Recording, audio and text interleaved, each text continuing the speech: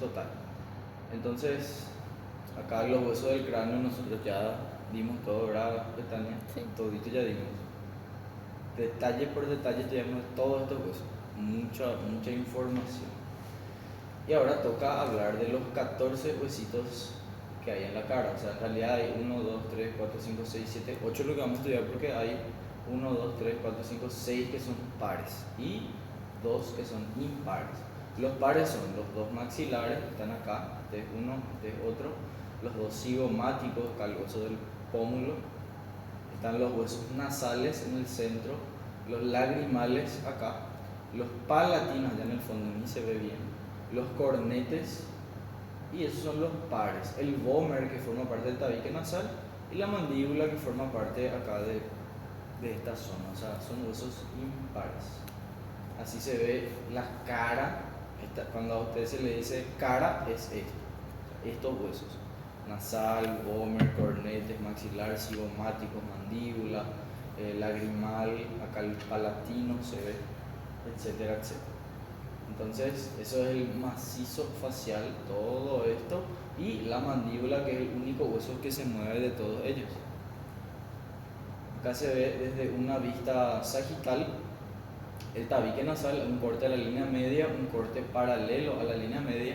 Acá se ve el el hueso nasal, acá el hueso etmoides, la lámina perpendicular, acá el vomer, el palatino, el maxilar, la apófisis crista galli, y acá se ve la pared lateral de la cavidad nasal, donde están los cornetes superior e inferior, que son del etmoides, y el cornete nasal inferior, que es un hueso propio de la cara. También el palatino, también el maxilar, los huesos nasales y el lagrimal. ¿De dónde viene esta luz?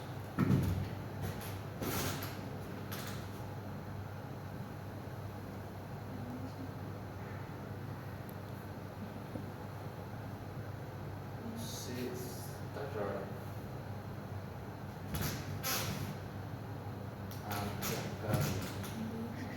Allá hay un cuadradito que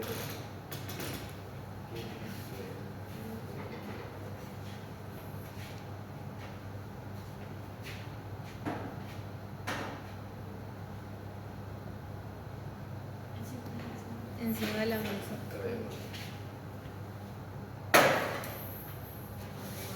Y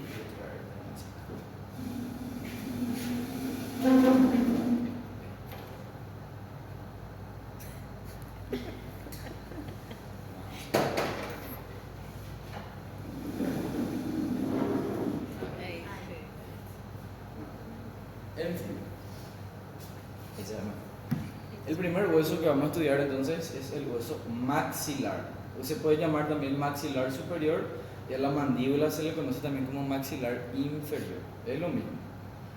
El maxilar es este hueso que está acá, y se va a articular con 9 huesos en total. Y fíjense cómo el maxilar forma parte acá de la cavidad orbitaria, forma parte de la cavidad nasal, de la cavidad bucal, o sea, cavidades que dependen del maxilar son orbitaria, nasal y bucal, cavidad bucal. Con 9 huesos en total se va a articular el maxilar, con el frontal acá arriba, con el cigomático, con el con el nasal, con el lagrimal, con el cornete, con el maxilar del otro lado, acá en la línea media se articula, con el vomer se va a articular también, con el palatino, y así, con muchos huesitos se va a articular. Bueno, el maxilar tiene dos caras. Este es el maxilar derecho, esta es su cara lateral y esta es su cara medial.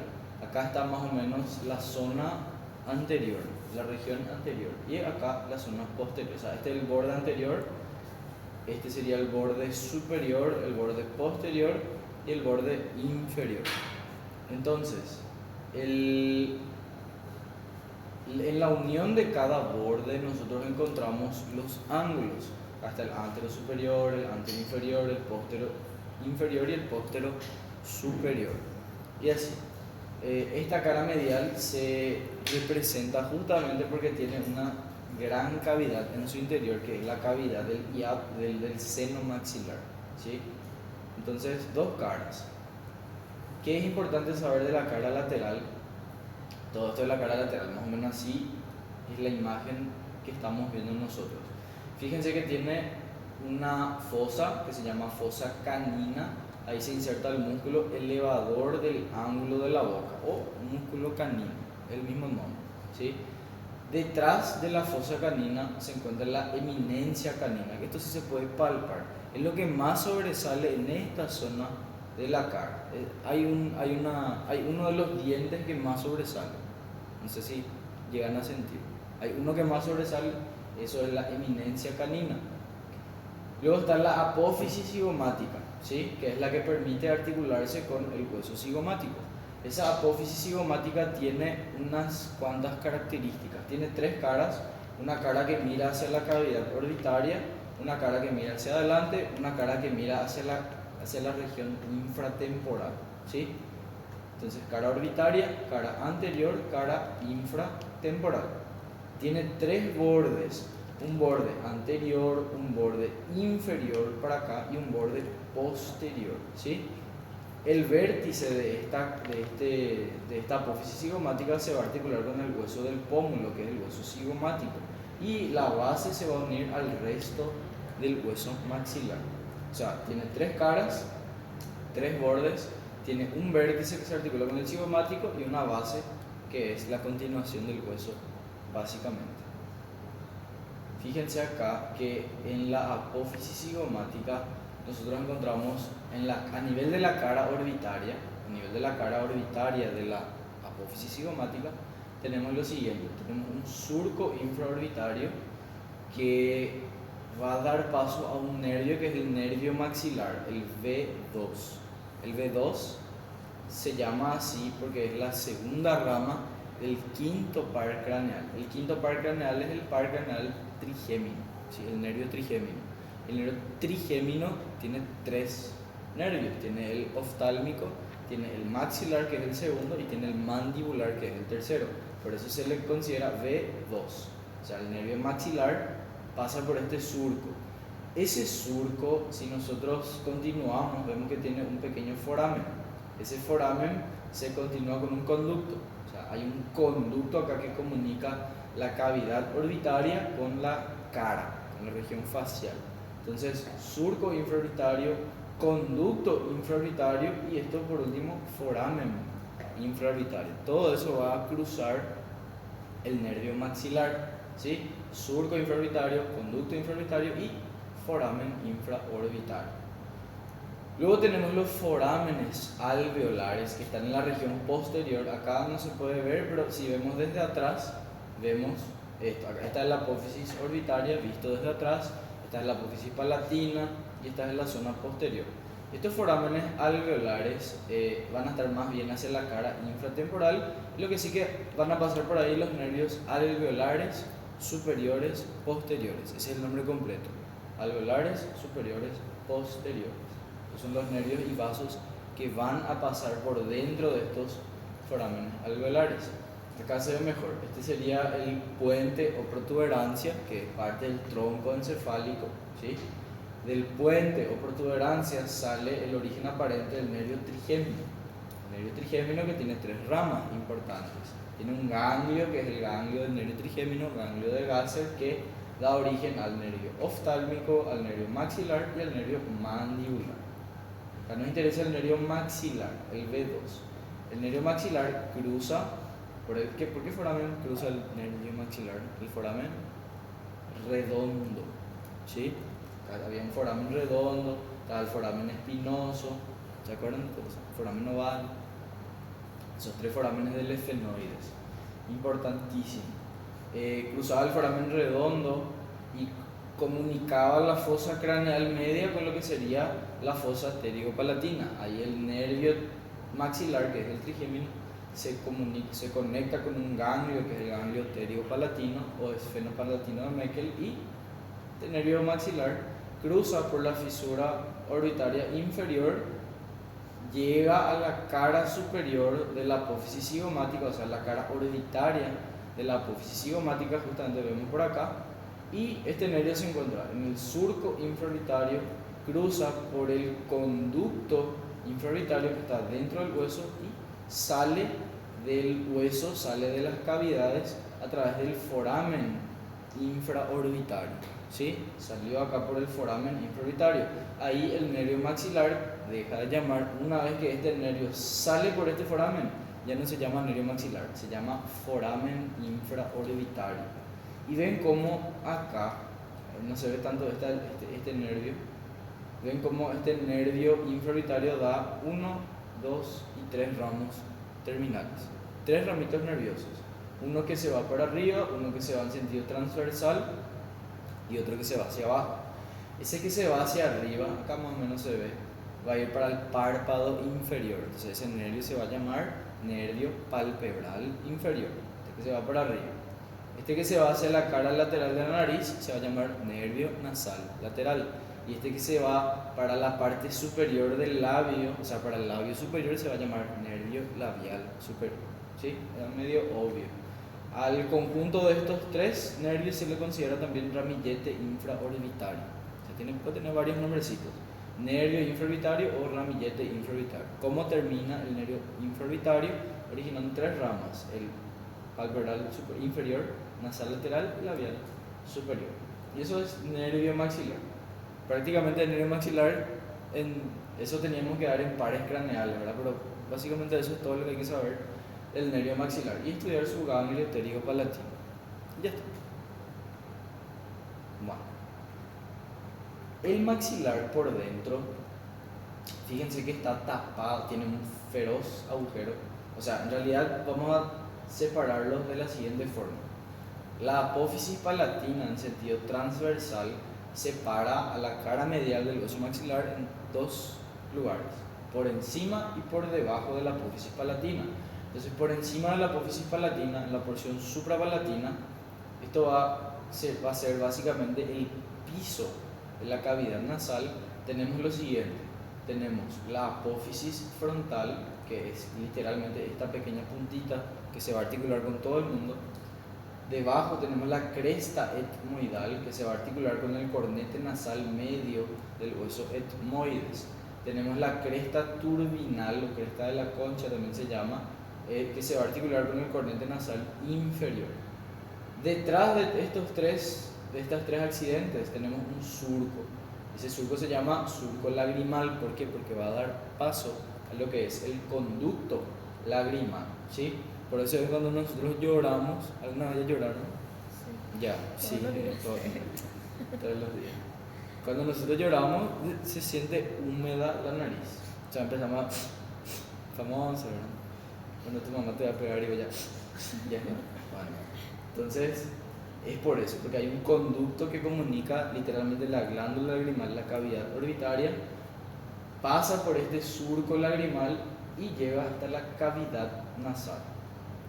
Y así, detrás de todo eso está el feroz hiato maxilar, que básicamente es el hiato por donde hay una cavidad de aire, ¿sí? Un seno. Entonces, en el hueso maxilar particularmente está cubierto por 4 huesos. Fíjense, hay el etmoides, el lagrimal, el palatino y el cornete, que van a cerrar, entre comillas, esta cavidad, ¿sí? No es que esta cavidad está así libre porque sí nomás, sino que está cerrado, está tapado. Fíjense nomás, acá está el etmoides, acá está el palatino, acá está el cornete y acá está el lagrimal, y prácticamente desaparece este hiato. Entonces suele preguntar, está cubierto por 4 huesos, suele preguntar. Acá se ve la glándula lagrimal, toda la lágrima termina en la región medial, hay un canalículo, un conducto y un saco lagrimal, y ahí vemos cómo ocurre la comunicación de la cavidad orbitaria con la cavidad nasal. Básicamente esa es la comunicación. Bueno, sobre la apófisis palatina, lo que hay que recordar es lo siguiente. Uno, que, o sea, esto se puede sentir, nosotros podemos tocar nuestra apófisis palatina, el que está acá arriba, ¿verdad? De los dientes superiores. Todo eso es la apófisis palatina. Entonces, esa apófisis tiene una cara superior que mira hacia la cavidad nasal, tiene una cara inferior que mira hacia dónde, hacia la cavidad bucal, o sea, forma el techo de la cavidad bucal. La cara superior forma el piso de la cavidad nasal, ¿sí? el piso de la cavidad nasal y la cara inferior forma el techo de la cavidad bucal, ¿sí?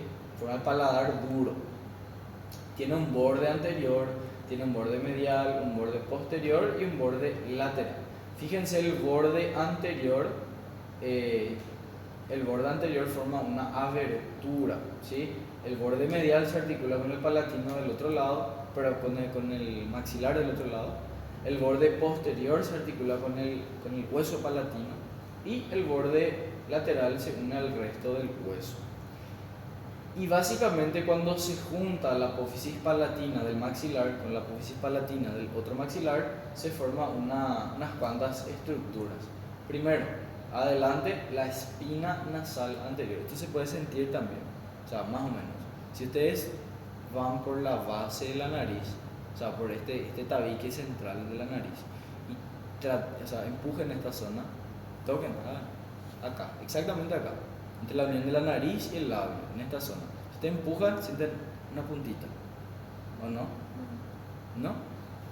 ¿No sienten? O sea, sienten algo duro, ¿sí? ¿Sí o no? Sí, ¿verdad? O sea, yo estoy sintiendo, esa es la espina nasal anterior, ¿sí? En sentido superior se forma algo que se llama la cresta nasal, que creo que vamos a ver en la siguiente imagen.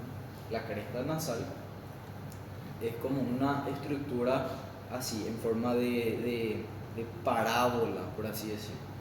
Y hay un pequeño agujero, que es el conducto incisivo o conducto palatino anterior, que va a dar paso al paquete vasculonervioso nasopalatino. O sea, varias cositas se forman tras la unión de las dos apófisis palatinas del maxilar.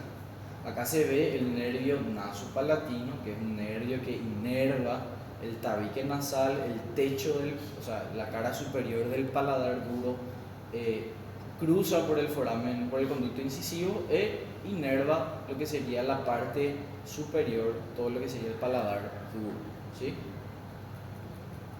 En cuanto a los bordes y los ángulos, no es tan difícil, o sea, el borde anterior no tiene mucha importancia acá. Este es lo que se siente, acá, cuando ustedes tocan esta zona. Esta es la espina nasal anterior. Cuando se toca esta zona se siente la espina nasal anterior. Imagínense que acá viene la nariz, o sea, acá tiene que estar la nariz. Entonces si nosotros tocamos esta parte se siente una puntita, es esto. Luego tenemos el borde posterior, que es la tuberosidad del maxilar, que se va a articular con un hueso que se llama palatino. El borde inferior, que está rodeado por los dientes, por los alveolos dentarios. El borde superior, que es el borde infraorbitario, este se articula con el lagrimal, con el etmoides, con el palatino, etcétera, etcétera, etcétera. Y ya los ángulos, posterior superior, posterior inferior, anterior inferior y anterior superior. El anterior superior es lo que importa porque tiene la apófisis frontal. Acá se ve sobre la apófisis frontal como esta apófisis se va a articular con el frontal, con el nasal, con el lagrimal, y acá entre la apófisis frontal del maxilar y el lagrimal hay un pequeño surco. Ese se llama surco lagrimal, ¿sí? Y ese surco tiene, literalmente es así.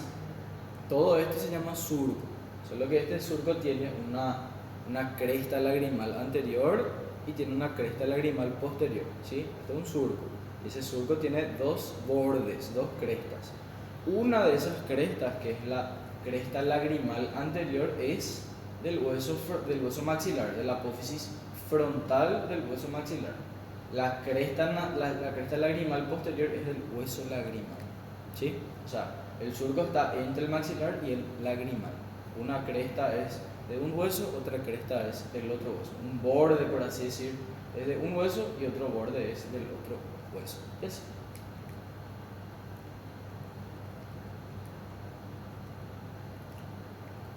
¿Alguna pregunta sobre maxilar? No. 17 diapositivas tiene el hueso maxilar. Es uno de los más largos de todos. Después el resto ya es un poquito más fácil. El otro que da un poquito de argel es la mandíbula. Pero el resto de los huesos son huesos cortos que tienen así una diapositiva, dos, a veces un poquito más, pero son huesos más fáciles. El hueso cigomático es muy fácil. Este se va a forma el esqueleto acá del pómulo. Solo se articula con 4 huesos, fíjense. Con el frontal, con el maxilar, con el temporal y también con el hueso esfenoides. Con 4 huesos en total se articula cada cigomático. Tiene 2 caras, la cara lateral que se siente por fuera y la cara medial que está por dentro. Tiene 4 bordes, antero superior, antero inferior, póstero inferior y póstero superior, o sea, un rombo, ¿sí? Un rombo. Tiene un ángulo superior, un ángulo anterior, uno inferior y uno posterior. Es literalmente un rombo. ¿Qué hay de importante en la cara lateral? Hay un pequeño foramen. Esto es anterior, esto es posterior, ¿sí?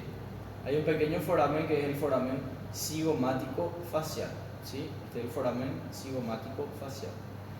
Ese foramen cigomático facial realmente por dentro se divide. Si nosotros metemos el dedo acá, vamos a ver que se divide en dos. Se divide en un foramen que se llama cigomático orbitario y otro que se llama cigomático temporal. O sea, en realidad es así. Por dentro nosotros tenemos el foramen cigomático orbitario, por donde va a cruzar, o sea, esto es cavidad orbitaria, va a pasar por ahí el nervio maxilar. El nervio maxilar va a originar unos cuantos nervios y uno va a entrar por acá, que es el nervio cigomático. Ese nervio cigomático se divide en dos dentro del hueso, en uno que va para la región temporal y el otro que va para afuera, para la región facial. ¿Qué tal, Douglas? Ni acá enfrente. Entonces, acá sale una rama del nervio cigomático que es el nervio cigomático facial. Por acá atrás va a salir el nervio cigomático temporal que es que es para la región temporal, y por este foramen cigomático orbitario es donde entra el nervio cigomático. ¿Está bien? Acá se ve justamente cómo se va para la región temporal. Y básicamente eso, estos tres forámenes tienen que recordar sobre el hueso cigomático. Con respecto a sus bordes no hay mucho detalle. Con respecto a sus ángulos, vemos que el ángulo superior se articula con la apófisis cigomática del hueso frontal. O sea, el ángulo superior se llama apófisis frontal, ¿sí? Y esa apófisis frontal, que es del hueso cigomático, se va a articular con la apófisis cigomática, que es del hueso frontal. Lo mismo acá con la apófisis temporal. La apófisis temporal del hueso cigomático se articula con la apófisis cigomática del hueso temporal, y así sucesivamente. El ángulo inferior se va a articular con la apófisis cigomática del hueso maxilar, ¿sí? Y el ángulo anterior se va a articular con el hueso maxilar. O sea, estos dos para el maxilar, este para el frontal y este para el temporal. Y eso es hueso cigomático, ¿ok? El hueso nasal, este sí que es mucho más fácil otra vez. Fíjense que son los dos huesitos que están acá, que forman parte del nariz, literalmente, y se articulan con 4 huesos. Con el nasal del otro lado, arriba se articula con el frontal, se articula también con el maxilar y por dentro se articula con el etmoides. Tiene 2 caras, una cara superficial por fuera y una cara profunda por dentro, que forma parte del techo de la cavidad nasal. Y ahí tenemos los bordes, 4 bordes. El superior se articula con el frontal, el inferior se une con el cartílago de la nariz, cartílago nasal. El lateral se va a articular con la apófisis frontal del hueso maxilar y, que falta, superior medial se va a articular con el del otro lado. Inclusive tiene un pequeño foramen, que es el foramen nasal, que de paso es un nervio pequeño, ¿sí? Eso es el hueso nasal, el hueso propio de la nariz. Y este borde medial hacia atrás se va a articular con la espina nasal del frontal, con la lámina perpendicular del etmoides también, ¿sí? Con ese hueso se va a articular este borde. Básicamente eso es el hueso nasal, es re fácil. El hueso lagrimal, mucho más fácil otra vez, la misma cosa, con 4 huesos se articulan, con el frontal, con el etmoides, con el maxilar, y por dentro se va a articular con el cornete, ¿dónde está? Con el cornete nasal inferior, ¿sí? Entonces, ¿qué tiene de importante el hueso lagrimal o el hueso ungis, también se le puede llamar? Tenemos acá la cresta longitudinal posterior, que es similar a la cresta longitudinal anterior del hueso maxilar, que juntos forman el surco lagrimal, ¿sí? Solo que en el lagrimal esta cresta termina como un gancho, el gancho lagrimal, ¿sí? Y básicamente eso. Acá tenemos el borde superior, el borde anterior, el inferior y el posterior. A través de esta cara medial y a través de este borde posterior es el que se va a articular con el etmoides, y con el cornete a través de esta estructura, este surco que vemos por acá. Después vamos a ver eso en etmoides. Cuando veamos etmoides, cuando veamos hueso palatino, ahí vamos a ver estas articulaciones también. Sobre el hueso palatino, es un huesito, allá se ve apenas, un hueso bien profundo, forma la parte posterior del tabique, del paladar duro. La parte más posterior del paladar duro forma los huesos palatinos. Y este se va a articular con 6 huesos en total. Fíjense, uno con el palatino del otro lado, ¿sí? A través de esta articulación transversal. Otro con el hueso maxilar, acá, en esta zona del paladar, con el etmoides, en esta zona medial, se va a articular con el esfenoides, acá se ve la articulación entre el esfenoides y el palatino, se va a articular con el vomer en la línea media, se va a articular con el etmoides en la línea media y con los cornetes en esta parte vertical también. Justamente tenemos una lámina horizontal y tenemos una lámina vertical. Cada una de estas láminas tiene cositas importantes. Y aparte de estas láminas, hay 3 apófisis. La apófisis orbitaria, que se le ve acá chiquitito en la cavidad orbitaria. La apófisis piramidal, que sirve para articularse con la bifurcación de la apófisis pterigoides, del efenoides, acá, apófisis piramidal. Y la apófisis esfenoidal, que es esta, que tiene una función muy importante, ¿sí? Esta apófisis esfenoidal tiene una función muy importante y esto se pregunta en el examen. Vamos a ver después.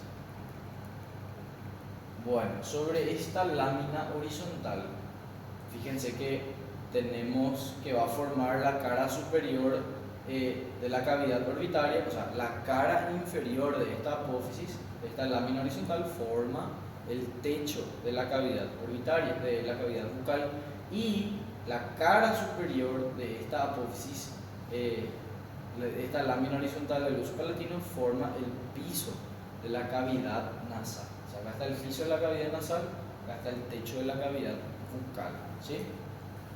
Sobre los bordes es bien sencillo, acá se articula con el del otro lado, el borde medial, el borde anterior se articula con el hueso maxilar, el borde lateral no tiene mucha importancia, tiene 2 conductos importantes, y el borde posterior va a dar inserción al paladar blando, ¿sí? El músculo de la úvula, el músculo tensor del velo del paladar, etcétera, etcétera, que vamos a ver más adelante. Y acá la unión de las dos láminas horizontales de los palatinos forman la espina nasal posterior. Entonces, ¿cómo se forma la espina nasal anterior? Tras la unión de las 2 apófisis palatinas del maxilar. ¿Cómo se forma la espina nasal posterior? Tras la unión de las 2 láminas horizontales del hueso palatino, ¿sí? Bueno, esa es la dinámica del hueso palatino. Ahora, la unión de esta cresta en la cara superior de los 2 palatinos más los 2 maxilares forma algo que se denomina cresta nasal. Esta cresta nasal es la que se va a articular después con el vomer. No sé si se ve acá, no se ve acá. Vamos a ver cuando veamos vomer que se va a articular con estos 4 huesos. Sobre la lámina vertical o perpendicular, acá más o menos se le ve. Fíjense que tiene una cara lateral que mira hacia el hueso maxilar y tiene una cara medial que mira hacia la cavidad nasal. o sea, va a formar parte de la pared lateral de la cavidad nasal. La cara lateral es fácil. Adelante se va a articular con la tuberosidad del maxilar, atrás se va a articular con la apófisis pterigoides del hueso esfenoides.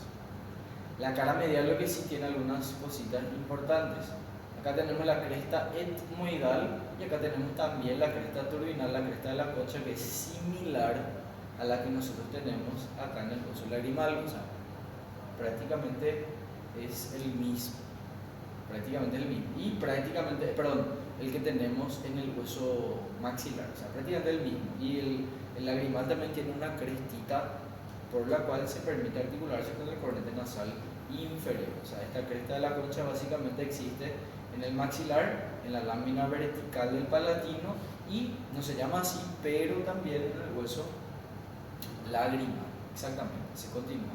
Y ahí se articula el cornete. En esta cresta etmoidal se articula con el cornete nasal medio. Bueno, acá viene la parte interesante. Fíjense, hay tres apófisis. Dijimos que había una que se llamaba piramidal. La piramidal se articula con la apófisis pterigoides, la escotadura pterigoidea, la separación de las dos, lámina lateral y lámina medial de la apófisis pterigoides, que vimos en la clase pasada. Lo que faltaron, pónganse al día en la clase pasada. ¿Okay? La separación se llama escotadura pterigoidea. Ahí se mete la apófisis piramidal. La apófisis orbitaria va a estar formando parte del vértice prácticamente de la cavidad orbitaria, no nos interesa tanto. Pero la apófisis esfenoidal tiene una peculiaridad. Cuando el palatino se articula con el cuerpo del esfenoides, acá hay una escotadura que se llama escotadura esfenopalatina. ¿Sí? Escotadura esfenopalatina.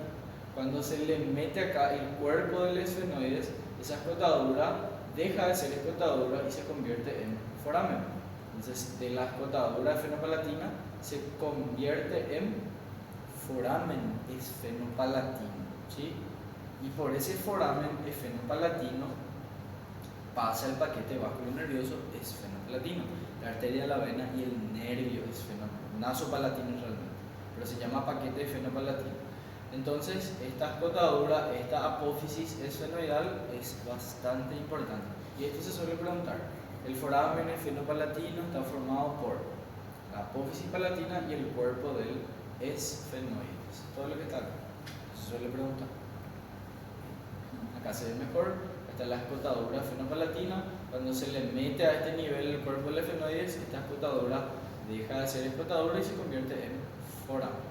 Acá se ve la apófisis piramidal, acá se ve la apófisis orbitaria y acá la cresta, la lámina, acá la cresta nasal otra vez.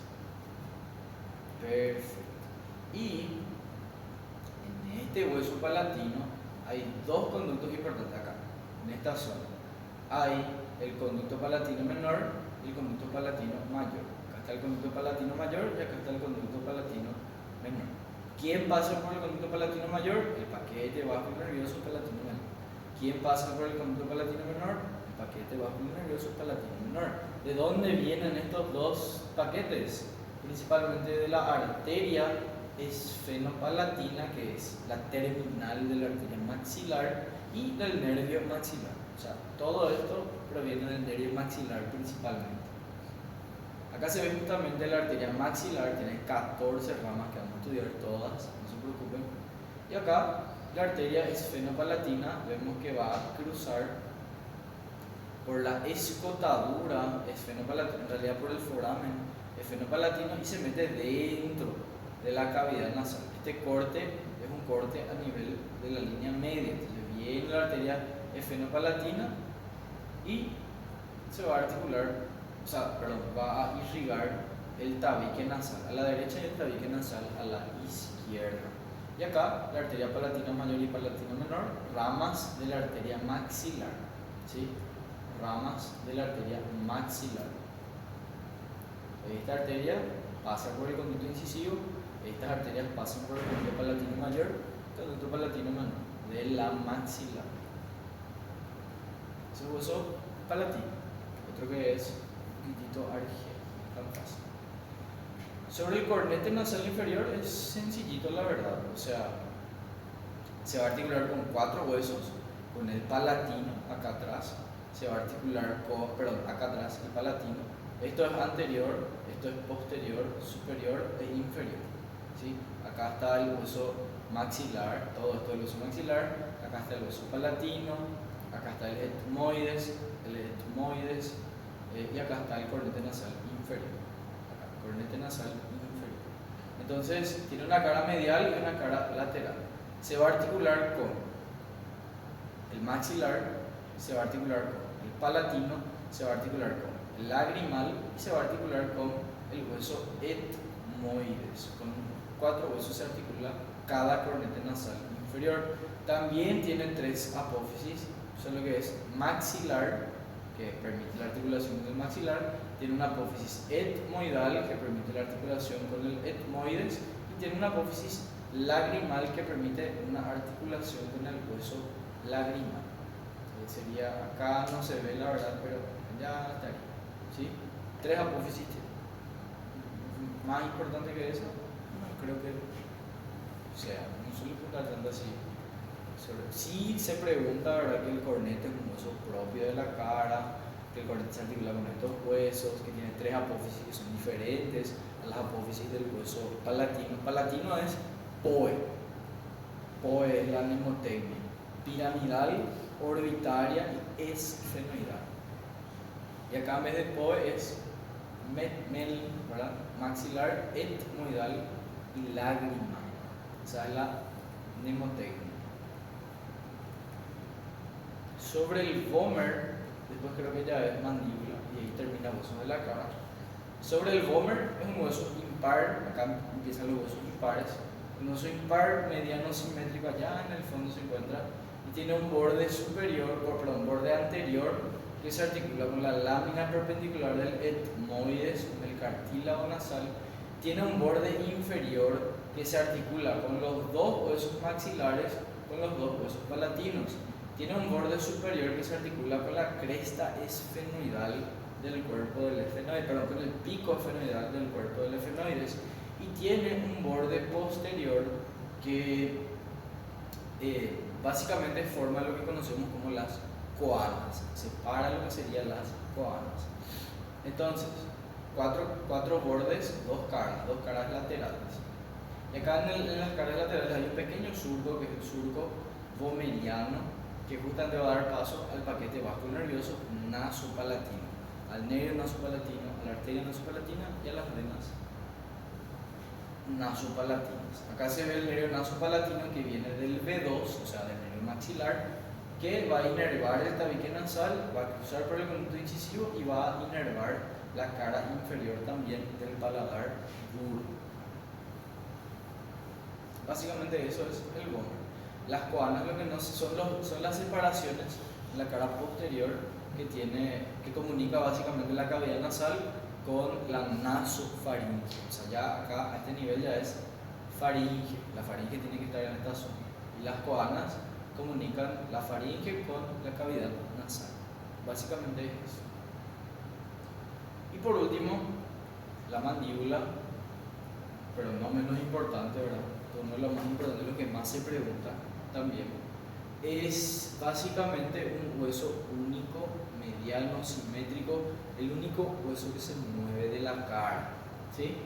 De la cara. Se articula solamente y exclusivamente con los 2 huesos temporales, formando la articulación temporomandibular. Fíjense cómo la mandíbula tiene 2 porciones, tiene un cuerpo y tiene las ramas, ¿sí? El cuerpo tiene una cara anterior, una cara posterior, borde superior, borde inferior. Y las ramas tienen una cara lateral y una cara medial. Tiene un borde anterior, un borde superior, un borde posterior y un borde inferior. Acá entre la unión del cuerpo y la rama hay un ángulo, que es el ángulo de la mandíbula, que se llama también gonio, ¿sí? Acá se ve parte del cuerpo de la mandíbula, donde vemos lo siguiente. Tenemos en el centro la sínfisis de la mandíbula, acá. Tenemos hacia los lados la protuberancia mentoniana, que es del mentón, poquito por encima tenemos el foramen mentoniano, más o menos a nivel del segundo premolar. Te va a dar paso a un paquete importante que es el paquete vasculonervioso mentoniano. Y la línea oblicua de la mandíbula que se continúa con el borde anterior de la rama. La línea oblicua se articula con el borde anterior de la rama de la mandíbula y da inserción a dos musculitos que son el depresor del labio inferior y el depresor del ángulo de la boca, o sea, músculos de la tristeza, así se le conoce. Acá se ve el depresor del labio inferior y el depresor del ángulo de la boca, ambos insertándose acá en la línea oblicua de la mandíbula. Sobre la cara posterior, acá tienen que atender bien. Sobre la cara posterior tenemos lo siguiente. Acá se empieza a ver toda la mierda sobre la anatomía de la cara. Fíjense. Cara posterior tenemos la sínfisis de la mandíbula, que es la unión, ¿verdad?, de las dos mandíbulas embrionarias. No tan importante. Acá abajo tenemos 4 puntitos, 2 azules, 2 verdes. Y estas dos superiores son las apófisis geni o apófisis mentonianas superiores, que van a dar inserción a los músculos genio-gloso. O sea, geni de apófisis geni, gloso de lengua. Genio-gloso. Debajo están las apófisis geni inferiores o apófisis mentonianas inferiores para los músculos genio y oídos. O sea, apófisis geni a hueso y oídos. O sea, ese es el trayecto que tiene el músculo.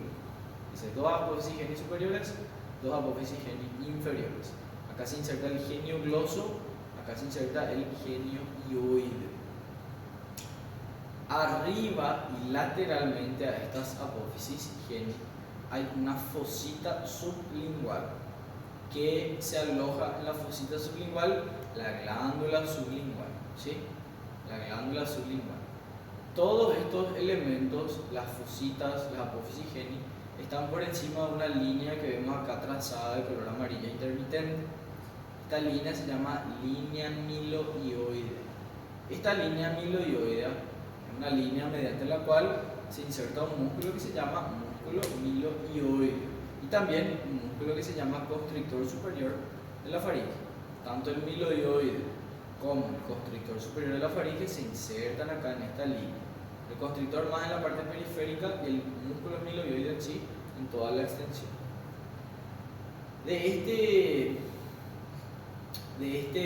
Debajo, mejor dicho, de esta línea miloioidea hay también 2 fositas en la región posterior, la cara posterior de la mandíbula, que son las fositas submandibulares. ¿Para qué? Para alojar a las glándulas submandibulares, ¿sí? Esto aloja a las glándulas sublinguales, esto aloja a las glándulas submandibulares, que son glándulas salivales. ¿Ok? Entonces, otro detalle importante sobre esta línea miloioidea es que un poquito por debajo es como que da una pequeña ramificación de esa línea. Vamos a ver enseguida. Fíjense, acá está el músculo miloioideo, acá está el músculo genioioideo y acá recién está el músculo geniogloso, en ese orden. El miloioideo de la línea miloioidea, el genioioideo de la apófisis geni inferior y el geniogloso de la apófisis geni superior. O sea, si alguien agarra un cuchillo y le clava en esta zona, primero va a perforar la piel, el tejido celular subcutáneo, el platisma, que es un músculo superficial, y ya después el miloioideo, el genioioideo, el geniogloso, y ahí va a perforar la lengua. ¿Sí? Básicamente esas son las capas de esta zona, las capas de la región submandibular. Y lo que decía, debajo de esta línea miloioidea hay un pequeño surco, ¿sí? Línea miloioidea es lo que está en color amarillo, surco miloioideo es lo que está en color verde intermitente. Este surco es una ramificación de la línea que permite el paso de un nervio que se llama nervio miloioideo. ¿A qué músculo les parece que va a inervar el nervio miloioideo? ¿Al músculo miloioideo? Al músculo miloioideo, ¿sí? ¿De dónde viene este nervio miloioideo? Viene del nervio alveolar inferior. ¿De dónde viene este nervio alveolar inferior? Viene del nervio mandibular. ¿De dónde viene el mandibular? Del nervio trigemio, ¿sí? Y este alveolar inferior, acá se puede ver muy bien cómo el nervio alveolar inferior viene por acá, se mete dentro de este conducto que ya vamos a ver, dentro de este agujerito. Dentro de este conducto se mete el nervio alveolar y de esa manera inerva a los dientes inferiores. Solo que antes de entrar envía una pequeña ramita que es el nervio biloideo que sale, o sea, no es que entra al foramen, sino que antes de que entre al foramen sale este nervio, ¿sí? Y tiene un surquito propio. En cuanto a los bordes, en el borde superior se originan los dientes, en el borde inferior tenemos lo siguiente. Tenemos acá una fosita que se llama fosita digástrica.